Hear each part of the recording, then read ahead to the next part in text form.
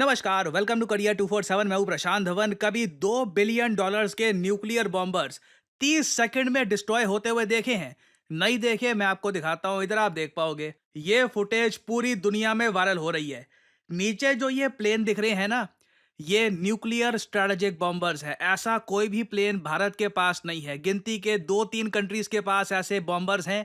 और यूक्रेन ने सस्ते से ड्रोन भेजकर रशिया के अंदर ये सारे जो न्यूक्लियर बॉम्बर्स हैं सब डिस्ट्रॉय कर दिए। एक एक करके आप देख पाओगे सभी जो ये न्यूक्लियर बॉम्बर्स हैं, टोटल जो इनकी कॉस्ट अगर हम देखें, यूक्रेन खुद कह रहा है $2 बिलियन के आसपास की है। 40 इस तरीके से एयरक्राफ्ट रशिया के यूक्रेन ने डिस्ट्रॉय कर दिए हैं। जो विजुअल्स आ रहे हैं आज के समय रशिया से, दे आर एब्सोल्युटली स्टनिंग। और ये तो विजुअल है आफ्टर की। ड्यूरिंग जब ये अटैक हो रहा था उसकी भी वीडियो सामने आई है। It is absolutely incredible. ये जो वीडियो है ये एक ड्रोन ने रिकॉर्ड करी है। ये अटैक करते टाइम यूक्रेन की सरकार ने ये वीडियो रिलीज करी है। ये इधर आप देख पाओगे, ये है TU-95 न्यूक्लियर स्ट्रेटेजिक बॉम्बर। इसकी जो लोकेशन है ना जहां पर ये पड़ा था रशिया में, वो मैं आपको दिखाऊंगा। You will be even more shocked कि रशिया के इतने डीप जाकर यूक्रेनियन ड्रोन्स ने ऐसा अटैक किया है। और मेरा मानना यह है कि एज इंडियंस हमें इस अटैक को प्रॉपर्ली स्टडी करना चाहिए, क्योंकि कल को हमारा कोई दुश्मन देश भी ऐसा अटैक हम पे प्लान कर सकता है। क्योंकि अगेन जो स्ट्रैटेजी है ये कमाल की है। इधर आप देखोगे सस्ता सा ड्रोन आया, ये रशिया का TU-95 nuclear bomber aircraft destroy हो गया। और अगर इस अटैक को हम वाइड एंगल से देखें तो एक रशियन सोल्जर ने एक छोटी सी एक वीडियो सोशल मीडिया में वायरल कर दी थी। यहाँ पे आप देख पाओगे, ये है जी रशिया की एयरफील्ड। ये वो strategic bomber millions of dollars के बिल्कुल तहस नहस हो चुके हैं। और जो पूरा एयरबेस है यहाँ पर भी अब कुछ इतना खास बचा नहीं है। और ये मत सोचिएगा बस ये एक अटैक यूक्रेन ने किया है रशिया पे। रशिया के लिए मैं कहूँगा आज का दिन एक ब्लैक डे साबित हुआ है रशियन मिलिट्री हिस्ट्री में, क्योंकि ऐसे न्यूमरस अटैक किए हैं यूक्रेन ने ऑल ओवर रशिया। और अगर यहाँ पे आप ये सोच रहे हैं कि जो ये रशिया का बॉम्बर है इस पर यूक्रेन के ड्रोन ने जब अटैक किया होगा तो ये ड्रोन का ही अटैक है, क्या पता रिपेयर करके कुछ ये वापस ठीक हो जाए। नहीं, मैंने डिटेल में यूक्रेन का ये अटैक पढ़ा है। अभी आपको बहुत सारी डिटेल्स इसकी बताऊंगा। यूक्रेन ने अपने ड्रोन्स में आर्टिफिशियल इंटेलिजेंस का यूज़ किया है और AI के ज़रिए इस ड्रोन ने टारगेट किया कि इस एयरक्राफ्ट का वीकेस्ट स्पॉट क्या है। ये जो हम फुटेज देख रहे हैं ये यूक्रेनियन ड्रोन की है, सुसाइड ड्रोन है। ये चेक कर रहा है कि इस एयरक्राफ्ट का वीकेस्ट पार्ट कौन सा है। तो ये जो विंग वाला एरिया है ना, इसको आइडेंटिफाई करेगा ये अभी कि ठीक है ये इलाका है, यहाँ पे इसको जाके गिर जाना है। और ये इसने आइडेंटिफाई कर लिया यहाँ पर ये एरिया। और उसके बाद जो एक्सप्लोजन की वीडियो है ऑब्वियसली वो सामने आएगी नहीं हमारे, क्योंकि फिर वो ड्रोन डिस्ट्रॉय हो जाता है। बट इस लेवल की ड्रोन वॉरफेयर आज के समय हो रही है रशिया यूक्रेन के बीच में ना। अगर मैं आपको मैप दिखाऊं रशिया का कि कहाँ कहाँ ये अटैक्स हुए हैं, you will be absolutely shocked. ये जरा आप लोग देख पाओगे रशिया का मैप। नाउ जानता हूँ आप कहोगे यूक्रेन तो यहाँ पे है और जो अटैक हुए हैं ये ऑल ओवर रशिया हुए हैं। अब फॉर एग्जांपल जो ये ड्रोन वाले अटैक है ना, जो मैंने अभी आपको दिखाए हैं, जो मेन अटैक है जहाँ पे रशिया को सबसे ज़्यादा लॉस हुआ है, वो साइबेरिया रीजन जो है ना रशिया का, यहाँ पर चाइना की बॉर्डर के करीब इधर अटैक हुआ है। बाकी आप देखोगे कई अटैक इनके नॉर्दर्न एरिया पे हुए हैं, पोर्ट के आसपास हुआ है। कई जो इनके सबमरीन बेसिस थे वहां पे ड्रोन अटैक हुए हैं। मॉस्को रीजन के आसपास का जो इलाका है वहां पे ड्रोन अटैक हुए हैं। और अगर यहाँ पे आप सोच रहे हैं ये तो बहुत ज्यादा डीप इनसाइड रशिया है, क्या ड्रोन यूक्रेन से ऑल द वे रशिया इतना दूर चला जाता है? नहीं, यहां पर देखिए यूक्रेन ने कुछ ऐसा किया है जो आई थिंक दुनिया भर के हर देश स्टडी करेंगे। यूक्रेन ने यह सब किया है एक ऑपरेशन के अंडर। ऑपरेशन का नाम है ऑपरेशन स्पाइडर्स वेब। और आज के समय आप अगर वर्ल्ड मीडिया देखोगे तो हर जगह ही ऑपरेशन स्पाइडर वेब के चर्चे आपको मिलेंगे, क्योंकि यूक्रेन ने किया यहाँ पर क्या है, इन लोगों ने 1.5 साल तक प्लानिंग करी इस ऑपरेशन की। जी हाँ, 1.5 साल लग गए ऑपरेशन को प्लान करने में। यूक्रेन ने पहले क्या किया कि इन्होंने चुपचाप जो ये ड्रोन्स है ना, ये पहले पहुंचाए रशिया की धरती में। और मैं इमेजिन कर सकता हूँ बहुत ही मुश्किल ये प्रोसेस रहा होगा। इन लोगों ने पहले ये ड्रोन्स फ्लाई करके रशिया का जो बॉर्डर का इलाका है यहाँ पर कहीं पहुंचा दिए होंगे। और फिर उसके बाद डेफिनेटली रशिया के अंदर ही कई गद्दार लोग होंगे जिन्होंने ये ड्रोन ट्रक में रखे, ट्रक से उसके बाद जो ये ड्रोन्स हैं रशिया के विभिन्न इलाकों में, मॉस्को के पास, ये यहाँ पर नॉर्दर्न एरिया में, साइबीरिया में, हर जगह ये ड्रोन्स लेकर गए। और जब ड्रोन्स सारे बिल्कुल प्लेस हो गए, ये जो गद्दार लोग थे ये गायब हो गए और फिर ट्रकों से ये ड्रोन निकले हैं और रशिया के एयर बेसिस पर इन ड्रोन्स ने अटैक करने स्टार्ट कर दिए। जब ये ड्रोन्स ट्रक से निकल रहे थे उसकी भी वीडियो सामने आई है। ये इधर ये ट्रक देख रहे हो आप, इसके अंदर बहुत सारे ड्रोन थे जो अटैक कर सकते हैं या आत्मघाती अटैक भी कर सकते हैं। दोनों टाइप के ड्रोन्स थे। अब देखोगे यहाँ पे आप, इस तरीके से ट्रक से ये ड्रोन निकला, ये ट्रक पार्क कर दिया गया रशिया के एयर बेसिस मिलिट्री फैसिलिटी के पास। ट्रक में से ड्रोन निकलता है और फिर एक एक करके, जैसे मैंने आपको बताया, इसने अटैक करना स्टार्ट कर दिया रशिया की मिलिट्री फैसिलिटीज पर। नाउ ऐसा ऑल ओवर रशिया हुआ है। रशियन मिलिट्री स्ट्रैटेजिस्ट, इनकी सरकार, सब लोग शॉक में है। व्लादिमीर पुतिन ने इमरजेंसी मीटिंग बुलाई है क्योंकि अगर हम बात करें ओवरऑल नेट वैल्यू की, ये अब तक का सबसे महंगा अटैक किया है यूक्रेन ने रशिया पर। बिलियंस ऑफ डॉलर्स का सामान इस तरीके से डिस्ट्रॉय कर दिया। और इवन दो वैसे यूएसए क्लेम कर रहा है कि इनका कोई लेना देना नहीं है इस अटैक से, मैं नहीं मान सकता कि बिना सैटेलाइट इमेजेस के, बिना प्रॉपर डेटा के यूक्रेन इतना बड़ा अटैक कैरी आउट कर सकता था। ये यूक्रेन के जनरल हैं, आप देख रहे हैं, एयरबेस के मैप स्टडी कर रहे हैं जिसको यूक्रेन ने अब डिस्ट्रॉय कर दिया है। और आप खुद देख पाओगे, ये लोग प्राउडली आज के समय दुनिया को बता रहे हैं 1.5 साल की प्लानिंग लगी, मगर जब ये प्लान कंप्लीट हुआ, क्या इम्पैक्ट आया है इसका। हालांकि आप अगर मुझसे पूछें, मैं बहुत ज़्यादा चिंतित हूं एक बात को लेकर कि अब मैं पहली बार देख रहा हूं रशियंस ना खुलकर कह रहे हैं यूक्रेन का कुछ परमानेंट सोल्यूशन निकालना होगा। मैंने कमेंट्स देखी है रशियंस की आर्टिकल्स में, मैं आपको दिखाता हूँ।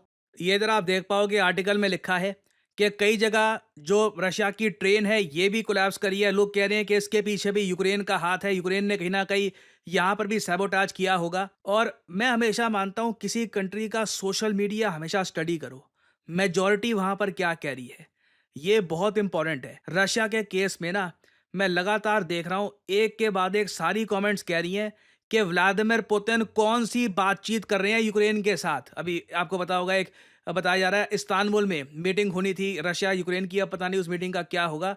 लोग कह रहे हैं लोग मर रहे हैं, इक्विपमेंट, बिल्डिंग्स, ये सब डिस्ट्रॉय हो रहे हैं, clean everything, clean, they hate us. नीचे एक आदमी कहता है the current Ukraine must be destroyed, who doesn't understand this. अब मैं देख रहा हूं रशियन मेजोरिटी का गुस्सा ना पुतिन पे इसलिए आ रहा है, पुतिन ने न्यूक्लियर वेपन्स क्या सजाने के लिए रखे हैं? जब यूक्रेन ये सब कर रहा है तो रशिया कोई बड़ा स्टेप क्यों नहीं यहाँ पर लेता। इधर आप देख पाओगे जो कमेंट्स है रशियंस की, बाय द वे ये ट्रांसलेटेड है, मैं आपको ट्रांसलेटेड दिखा रहा हूँ ताकि आप लोग भी समझ पाएं।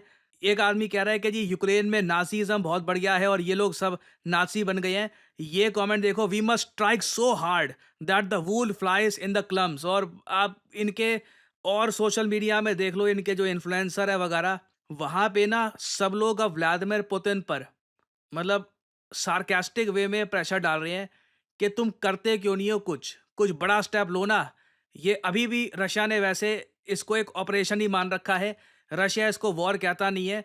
इनके लोग कह रहे हैं वॉर की तरह ही ट्रीट करो, डिस्ट्रॉय कर दो यूक्रेन को, नहीं तो इस तरीके से पूरा देश बर्बाद कर देंगे ये हमारा। और इस अटैक के बाद मैंने ये देखा है कि कई लोग डोनाल्ड ट्रंप की जो एक पुरानी ट्वीट है, कुछ दिन पुरानी ट्वीट, इसको वापस इवैल्यूएट कर रहे हैं कि यहाँ पर ट्रंप ने ना वार्निंग दी थी रशिया को ना। ये यहाँ पर बात ट्रंप सही कह रहे हैं, Russia is playing with fire. और ट्रंप के हिसाब से इन्होंने काफ़ी हद तक यूक्रेन को रोक कर रखा, और जो रशिया अब लगातार अटैक कर रहा है, सीज फायर की बात नहीं कर रहा, तो कुछ बुरा हो सकता है। मैंने काफ़ी बार बुरा होते हुए रोका है, ये सिग्नल दिए थे ट्रंप ने। तो क्लियरली मैं इमेजिन कर सकता हूँ यूक्रेनियंस ये बड़ा प्लान लेकर 1.5 साल से वेट कर रहे थे यूएस के अप्रूवल का।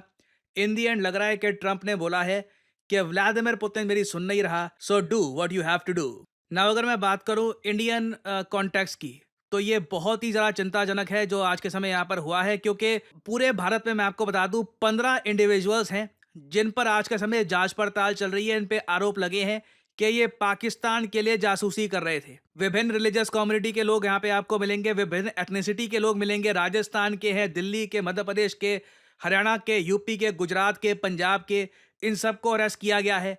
कोई पैसे के लालच में कर रहा था, किसी को जी इंटरनेट पर प्रेम हो गया था, आशिकी हो गई थी। अभी मैं एक वीडियो लेके आऊँगा आपके लिए एक ऐसे आदमी की, जिसने इंडियन नेवी की जो लोकेशन है, ये लीक कर दी थी। हनी ट्रैप हो गया था ये, इंटरनेट पर आशिकी हो गई थी और आशिकी के चक्कर में इसने सारी जो ये लोकेशन है, ये सब लीक कर दी। It is a horrible case. उसकी माँ आज के समय रो रही है कि मेरे बेटे को माफ़ कर दो, फँस गया है इस सब में ये।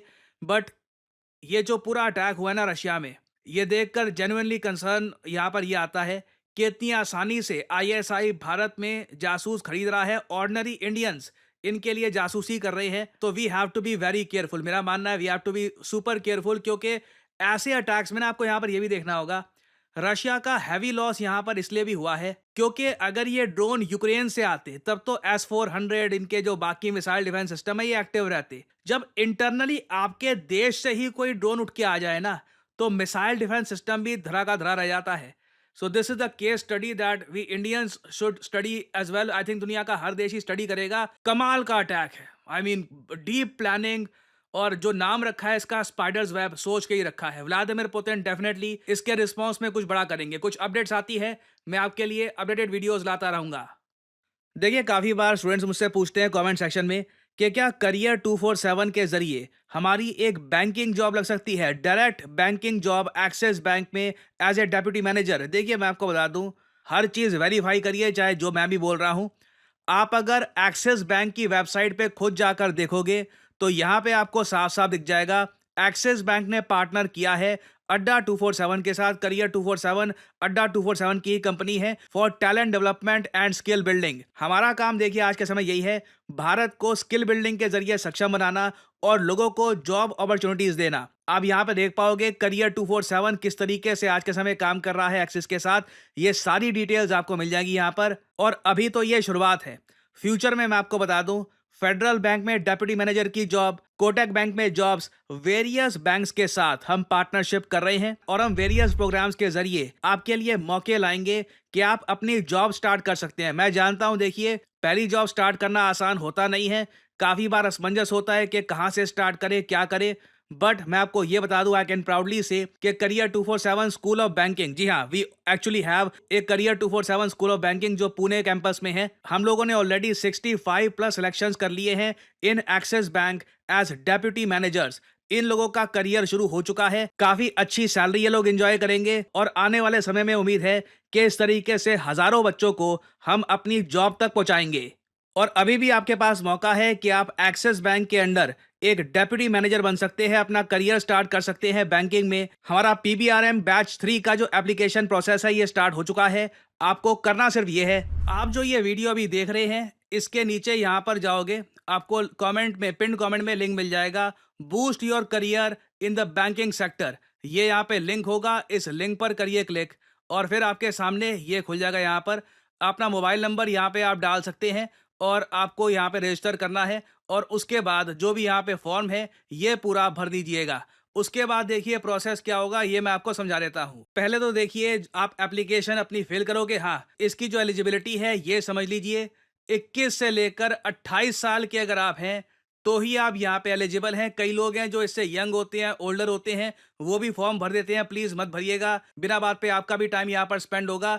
अगर आप एलिजिबल हैं तभी फॉर्म भरिएगा। और साथ ही साथ एक रिक्वायरमेंट है, आपके पास वर्क एक्सपीरियंस होना चाहिए। आई एम सॉरी, एक रिक्वायरमेंट है, आपको 6 महीने का कहीं भी किसी भी सेक्टर में वर्क एक्सपीरियंस रिटर्न फॉर्म में आपको दिखाना है। ऐसा नहीं कि वर्बली कि हाँ मैंने वहाँ पे काम किया था। आपके पास प्रॉपर प्रूफ होना चाहिए कि आपने 6 महीने कहीं पे काम किया है। मुझे पता है आप में से कई लोग कहते हैं कि सर बिना वर्क एक्सपीरियंस वाला लेके आइए। देखिए, हम लोग कोशिश कर रहे हैं, करियर 247 में हम लोग पूरा प्रयास करेंगे कई बैंक्स के साथ पार्टनरशिप करके ना इसी तरीके के प्रोग्राम्स आपके लिए लेके आए। कई बड़े बैंक्स हैं भारत में, फेडरल बैंक, आईसीआईसीआई बैंक, कोशिश करेंगे लेके आए। हर बैंक की अपनी रिक्वायरमेंट्स होती है तो हमें उसके हिसाब से चलना पड़ेगा, ठीक है। तो अगर आप एलिजिबल हैं तभी ये फॉर्म प्लीज फिल करिएगा। आपकी करियर 247 के काउंसलर से बात होगी, आपको एक इनिशियल पेमेंट करनी होगी 300 रुपए की। उसके बाद आपका टेस्ट लिया जाएगा, मैथ, रीजनिंग, इंग्लिश कम्युनिकेशन, ये सब चीजें आपकी टेस्ट की जाएगी। टेस्ट जनरली काफी इजी रहता है। उसके बाद देखिए करियर 247 जब चेक कर लेगा कि आप एलिजिबल हो, उसके बाद आपका एक सेकेंड इंटरव्यू राउंड होगा जो कंडक्ट करेगा एक्सिस बैंक, और फिर final offer letter Axis Bank द्वारा आपको सेंड किया जाएगा।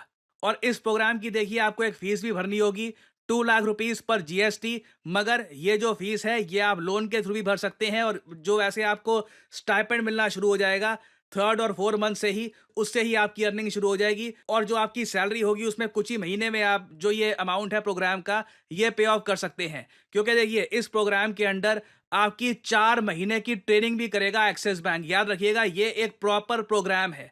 ऐसा नहीं है कि सीधा एक छोटा सा प्रोसेस कर दिया, एक एग्जाम दे दिया, डेप्यूटी बैंक मैनेजर बन गए। आपको 4 महीने ट्रेन करेगा एक्सिस बैंक। एक कॉम्प्रहेंसिव प्रोग्राम है, एक आपका प्रॉपर तरीके से करियर स्टार्ट होगा।